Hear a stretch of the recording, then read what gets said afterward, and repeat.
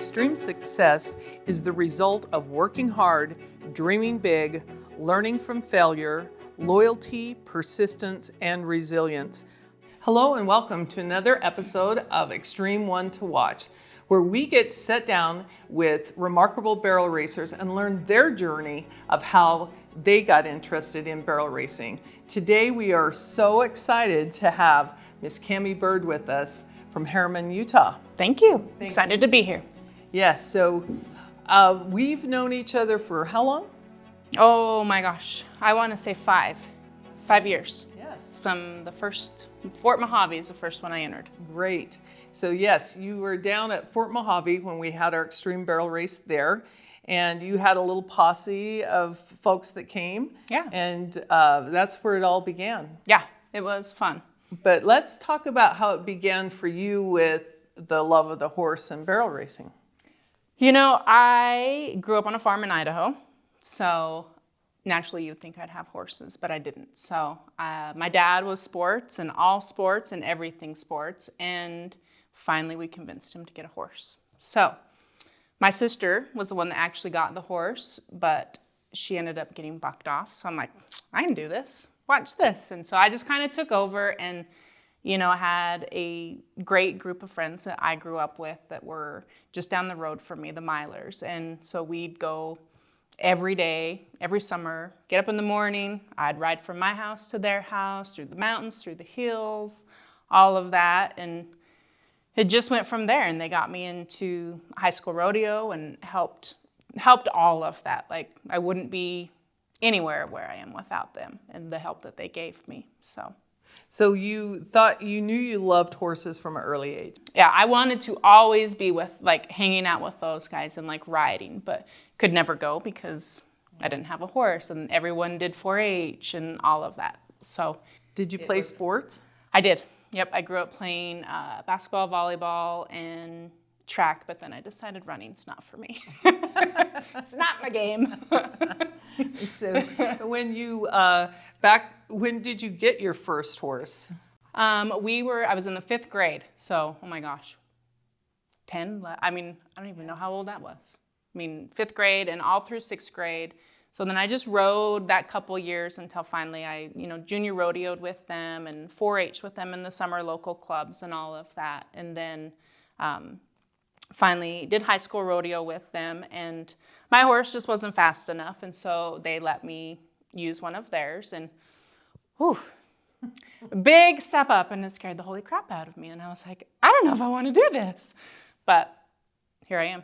Yeah. How many years later? Well, and that's the thing about riding horses is it really is a confidence. It requires a lot of confidence and emotional muscle with it, and they, as they say, they mirror your soul. What have you learned from a horse? I know that's a big question. Man, my horses challenge me in every day. Like, the biggest one right now I have is my littler ones. It scares the crap out of me, but they've never done anything. But it literally, like, there's so much power, so it just pushes me to have that trust level in them and to, I guess, really understand that I'm an okay rider, you know, and that at the end of the day, we're all trying to better ourselves and better our horses for the sport we love to do. You're kind of addicted now. Kind of. Yeah. 5 horses later, yeah. What does a day look like for Cami Bird? You know, what do you... Oh my gosh. So I get up at 5 o'clock every day. I go work from 6:30 to probably 3, anywhere between 3 and 4. And what do you do for work? I am an operations manager for a construction company in Salt Lake for a home builder. Wow, so that's busy. Yes, it is. Mm-hmm. So we work there, and then when I get off, rush home, get changed, get ready, go ride as many horses that I can until it's night. And hopefully some days I can get 3 in, and some days it's 2, and some days it's none with the weather and riding out. I mean, I try not to haul out as much because I feel it wastes a lot of, like, my time being able to do that, and then, yeah, start it all over the next day. Do you have a favorite horse that you like? Oh, yeah. To, yeah. Yeah. Who's that? Dolly's my favorite. She's 16 this year. She's my little Grula mare, and she is just my heart horse. So one of my other horses bucked me off down in Mojave, and I called my trainer friend Ashley, and I'm like, I can't ride him anymore. I'm like, can I just take Dolly for a little bit and ride her, and then I'll give her back? And she's like, yeah, sure. Well, she's mine now. So she just is the most. She works so hard and loves her job day in and day out. She paces the fence every day when you don't ride her. She waits for you.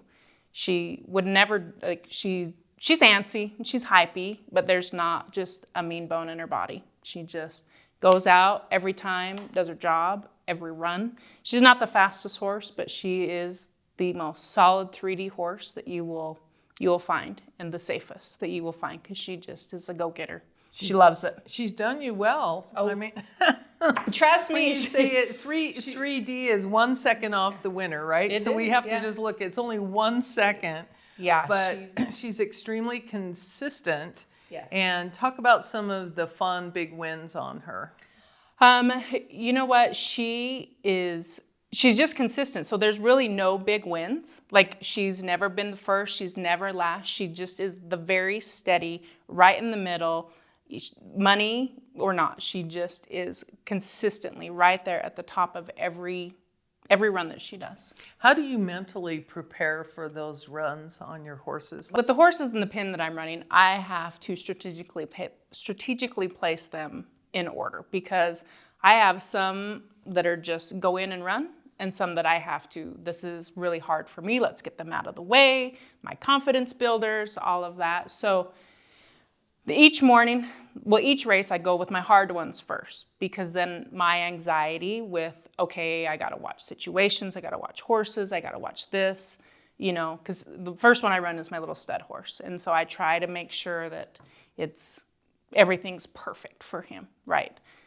And maybe I think too much about it, and he'll probably just go and do it anyways. And then I go with my easy ones from there. And Striker and Dolly you could go sixes either way with those guys, because they are both so consistent and so on point, and they just give you everything every run.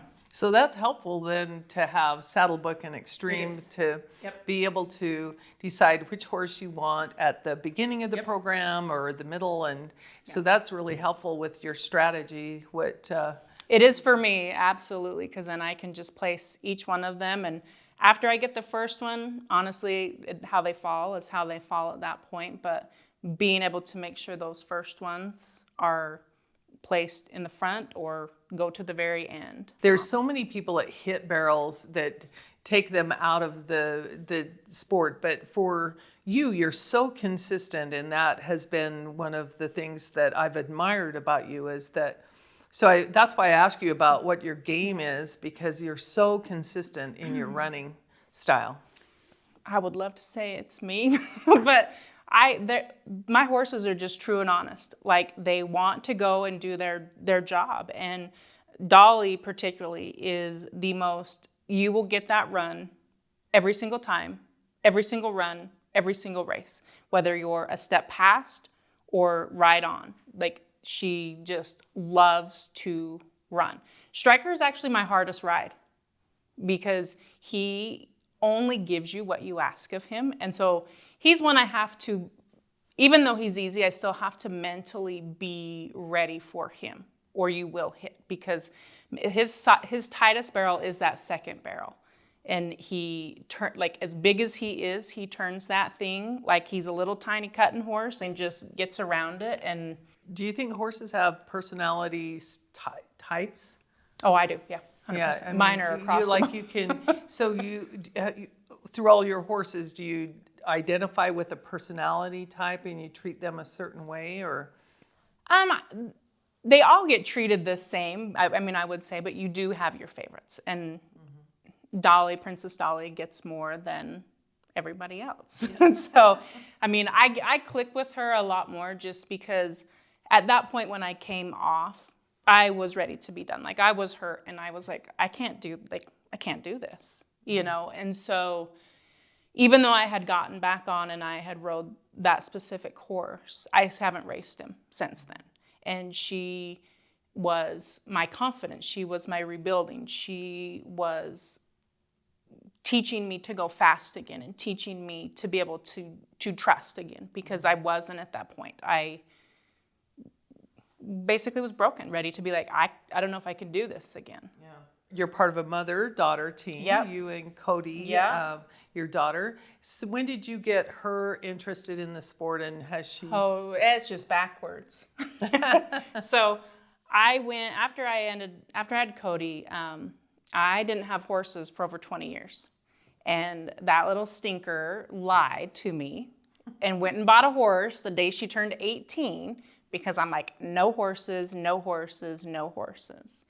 And that little stinker went and bought a horse, kept it from me for 3 months, maybe 4 months, and then she finally told me. And she was with a group of kids and that she was riding with and going and doing stuff. And she's like, just come with me. I'm like, no, I'm not going. No.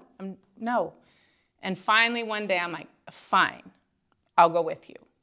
And here we are 5 horses later.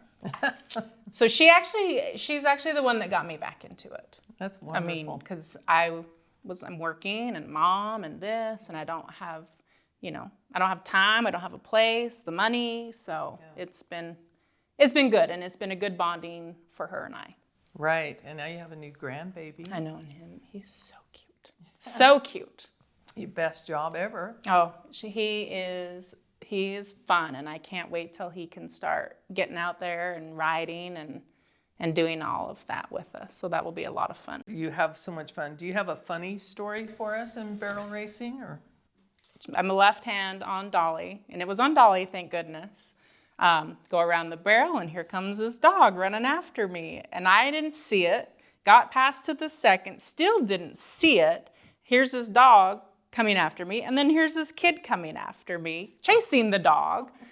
So until I had turned the third barrel, and she's like, stop, and I come around the barrel, and here's the kid and the dog like right there, and I'm like pulling her up, and she's like, what the heck? So yeah.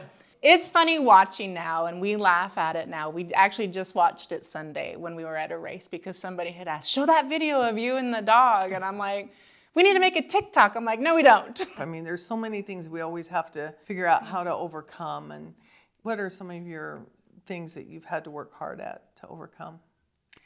For me, it's just going out enjoying. You've put in the hard work to that point. And sometimes, like for me, I overthink it when I get there. Okay, do this.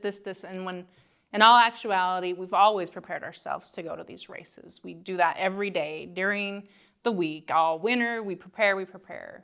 And for me, it's just now I need to sit back and enjoy.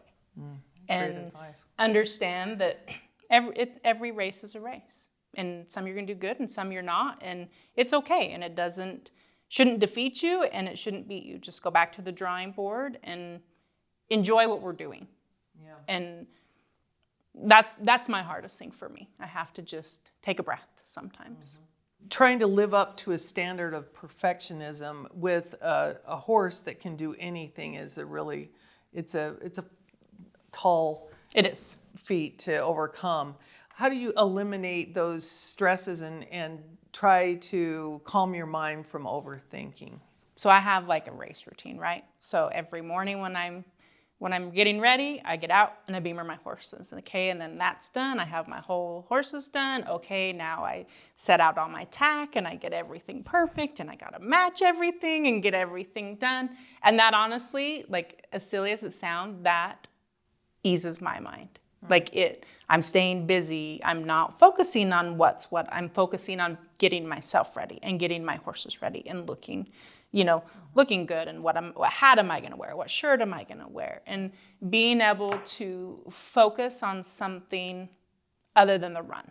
Mm-hmm. When you get in the holding pen, that's different. But up to that point, so I don't let it just run with it. Well, and I have to say, Cammie, you always show up dressed. It's such a pleasure to watch you, and just all of the great photos over the years, and because it's a sport, and the horses are beautiful and the women are beautiful, and you're an athlete and the horse is an athlete. But I love that you elevate the style points. You always get style points. I try to, matter Matt. I try to. I mean, it's why is style important to you?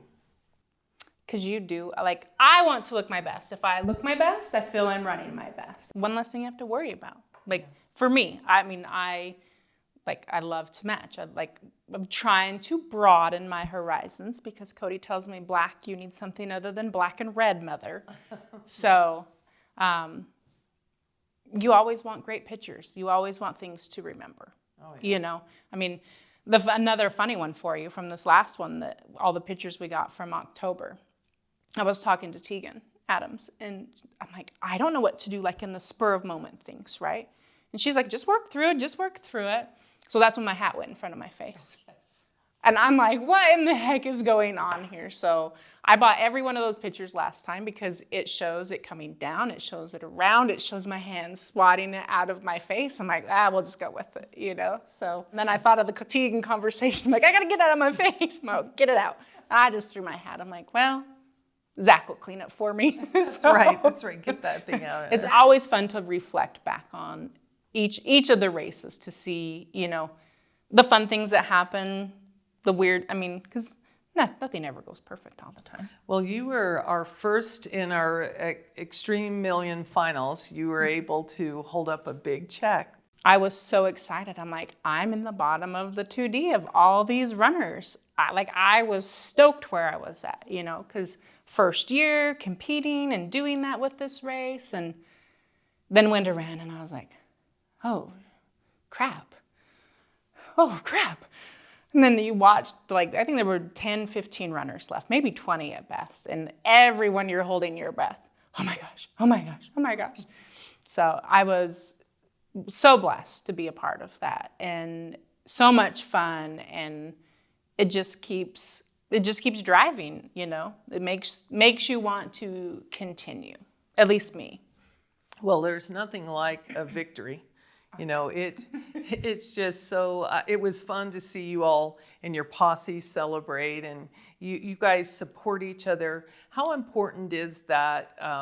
I know when we talk about making those lifetime memories, right? Mm-hmm. Winning those life-changing checks. So when you got the big check, then what did you decide you were going to do with it? It's still in the bank. You didn't just buy all new clothes? I did not. Matching clothes or anything? No, because in my weird mind, I'm like, one day I may not be able to afford to like race and to do this, so I need to like keep that there so that like these races that come up, and like I spent a little bit, right, you know, paid off my car, did the grown-up thing to do, but a lot of it is there so that I can continue to make sure that when these bigger ones come up, I don't have to be excluded from them, because, you know, life is hard. What does your future hold? What do you think's big for you?